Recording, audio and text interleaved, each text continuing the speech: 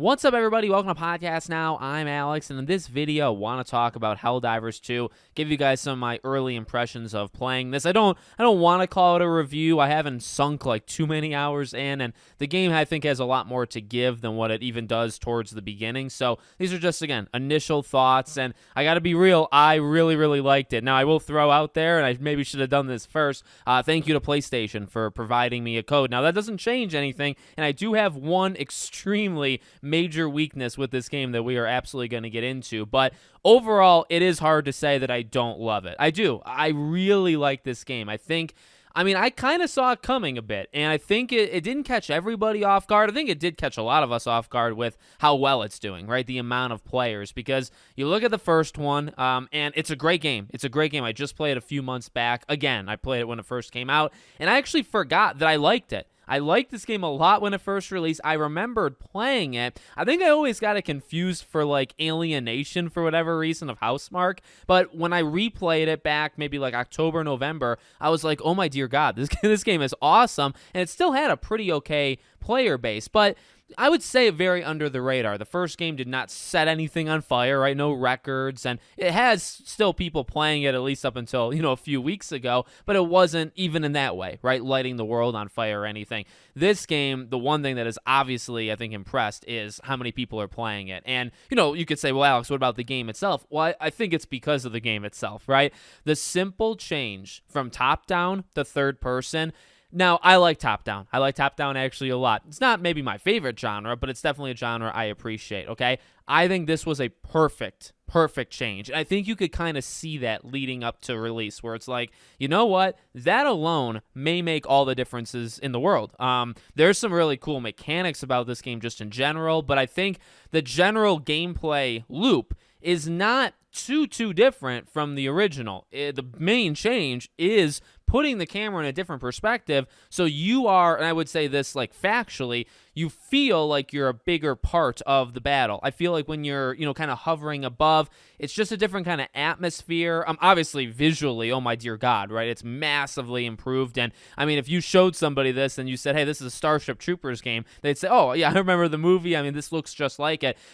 Some of the higher like visual things that you can see people uploading on Twitter or YouTube when, their machines are running at full strength and it's on harder difficulties and it is just relentless, and you see them doing like John Wick style things, right? And they're laying down with a machine gun, suppressing fire. The game can get outrageously fun, and that's the hook, right? That is what makes this game, I think, so special. And it had that. I think it had at least parts of that in the first game, but putting it to third person, the visual kind of upheaval that they did, oh my dear God. And we can even follow that through.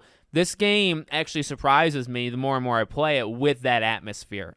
Yes, a lot of the worlds, I mean, not all of them, but there is some similarities, right, in kind of how it looks and, repeating missions and whatnot, but you feel like you're in the action. And like I said earlier, especially on harder difficulties, when things get real, or if you just even have less people, the game can get outrageously fun. And I think the objectives are good. There's not too many of them, but they're they're easy to, I guess, follow. But the repetition really can only work if the game is fun, if the game has that cooperative element. I think this is a really fun game to play with others. Now, the time I'm recording this, and I said this in past videos, I haven't played while talking to anybody. I think you probably should, the higher up you get in this game and, more challenging and all that jazz, I think you probably should talk, but you wouldn't know this, but I am very socially awkward, and I don't really like to do that just for many reasons, actually, so I haven't done it yet. But even with that being said, playing with other people, number one, I think you can still do it. You can play with other people and just not talk to them,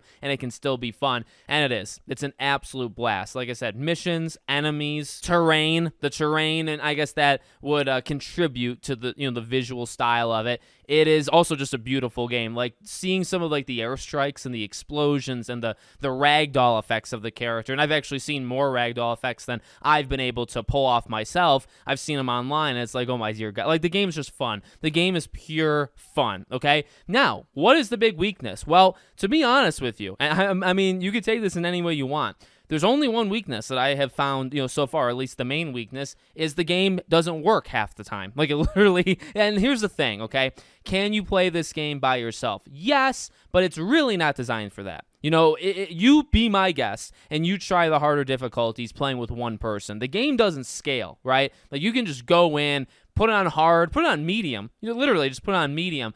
The enemies are ruthless. They are relentless. And honestly, even with like resupplies and throwing even all your stratagems, right? You don't have enough as one person. I mean, maybe you do. Maybe if you're really, really good. But for most people, you can't play the game by yourself. Okay, you really can't. Now, do you have to talk to people? Like I said earlier, no, not necessarily. But you do have to play with at least 1 to 2 other people. Okay, through your friends list, through quick match, whatever, or quick play, whatever you want to call it, all right? So the main issue with this game is it came out in a terrible state, again. And I say again as in, it's not just a Helldivers problem, and it's not just a PlayStation problem, although, specific case, is what we're talking about right here.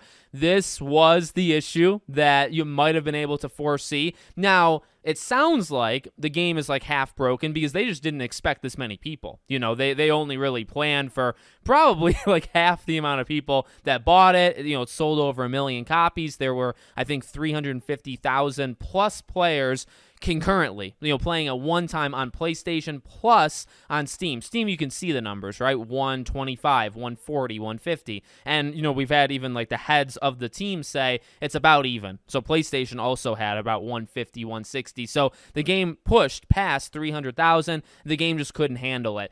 Again, I mean, I like the success. This is a game that, again, I don't think many people thought was going to do this, right? And I think it's a big success. I think it's a big surprise, and I'm happy that the game is doing well. I think it shows Sony that you can do this, with PC. It might have ramifications bigger than just, oh, the game's good, right? So I like that, and I'm fine, and again, using it as an excuse, like, I get it. I do get it. I understand it. But at the same time, not acceptable. Not because... Yes, you can play it, so that is, I'd say, different than like an always online game, right? Where when the game's offline, the servers are taken down in like the first day, you bought it, you go into it, and you can't play the game that you just bought, right? That's that preservation, that's that ownership, and we've talked all about that on all of my channels, right? I'm kind of big advocate, on that. So this isn't as bad because you can play. But the issue is that's only half true. You can play, but to be honest and to be real, you do not get the full experience out of this game playing with one person. You just do not. You don't. You need to play with more. And when the quick play doesn't work half the time, and this has happened to me. Now, this is not even something I've seen online. Sometimes I'll see the game servers aren't working online. I'll play it like Payday 3. Payday 3 had an atrocious launch. It actually always worked for me for whatever reason. Helldivers, I've seen it, and I've also experienced it. You can't get into matches half the time. So that is a big problem. Yes, it seems like they're going to fix it, hopefully within like the first week. And so it'll be I'd say, much improved game going forward because the game itself is a blast. There's tons of customization. There's tons of strategy in terms of all of the unlocks, right, of all the stratagems that you can throw, in the matches. This game, I think, has a bright future. This game has a bright, right now, present, and so I'm really happy with it. I think it actually is one of the better games that's released so far this year. It's probably the biggest surprise, maybe besides Pal World, right? And I would say on its own level, it is, I mean, it's massively surprising, right? Pal World was kind of just a whole nother, thing higher than it, right? One metric higher. But Helldivers, I do think, deserves a lot of respect. It's just they got to get these servers figured out. And, it again does add on to the thing where why don't these games, come out? I understand, again, they were overwhelmed, but you gotta prepare. You gotta prepare because if the game doesn't load and you can't get in, right, then you're not experiencing the full game. Again, that is that ownership issue that people like Ubisoft, as we see from people, right? You got to get used to the streaming services. They don't want you to own games anymore. And we know that's just a push in general with media, physical media. They don't really want you owning it. They'd rather you do their subscription services. This doesn't help. This does not help that argument because you're really not owning Helldivers 2, especially when half the time you can't get into matches. All right. So let me know what you guys think. Make sure you're subscribed, bell icon turned on. I hope to see you all on the next one.